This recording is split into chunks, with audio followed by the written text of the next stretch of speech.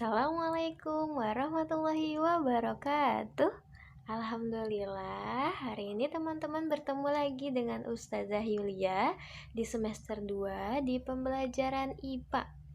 Nah, sebelum kita memulai, kita berdoa bersama-sama ya teman-teman. Sikap berdoa, tangannya diangkat, kepalanya ditundukkan. Doa sebelum belajar. Bismillahirrahmanirrahim. Rabbi zidni ilman warzuqni fahman.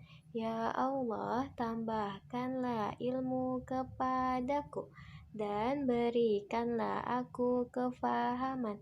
Amin. Nah, kita sudah berdoa. Selanjutnya Ustazah akan membahas tentang materi tema.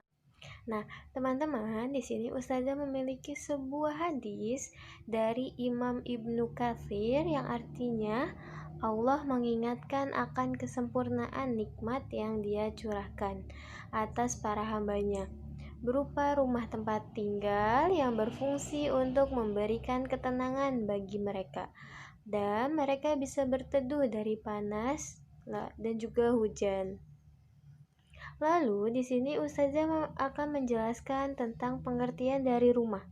Nah, rumah itu adalah tempat tinggal manusia atau teman-teman yang paling nyaman dan mendapatkan banyak sekali kemudahan dan kesenangan bagi manusia.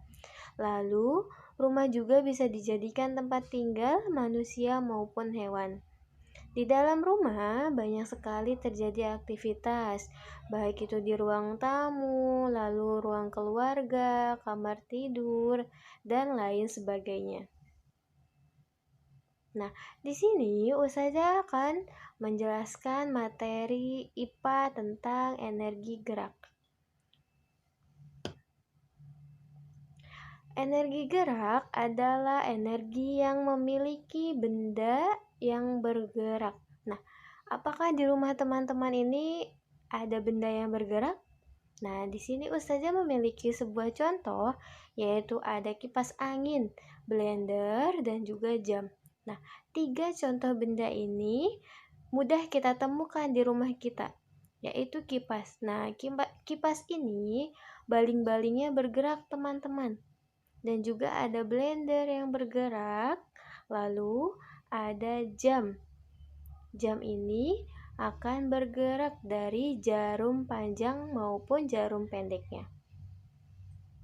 Dan masih banyak lagi contoh yang lainnya, benda yang bergerak yang ada di rumah kita atau di sekeliling kita. Lalu, kita sering menjumpai pemanfaatan energi gerak.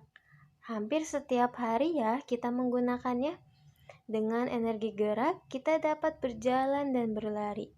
Begitu pula saat kita belajar dan bermain, kita telah menggunakan energi gerak. Begitu juga dengan motor dan mobil melaju di jalan raya yang menghasilkan gerak. Nah, motor dan mobil ini bergerak menggunakan rodanya. Selanjutnya, Ustazah memiliki macam-macam energi gerak, yaitu ada angin dan juga air. Kita simak bersama-sama ya. Yang pertama ini angin. Angin itu salah satu contoh dari energi gerak juga teman-teman. Nah, angin ini salah satu sumber daya alam yang bisa dimanfaatkan untuk kehidupan sehari-hari. Banyak orang yang menggunakan angin sebagai sumber energi gerak. Nah, angin ini contohnya bisa mengeringkan pakaian yang basah. Jadi, pakaian yang basah ini bisa kering oleh angin teman-teman. Lalu, bisa juga untuk mengeringkan bahan makanan tradisional dan juga digunakan sebagai pembangkit listrik. Dan yang kedua adalah air.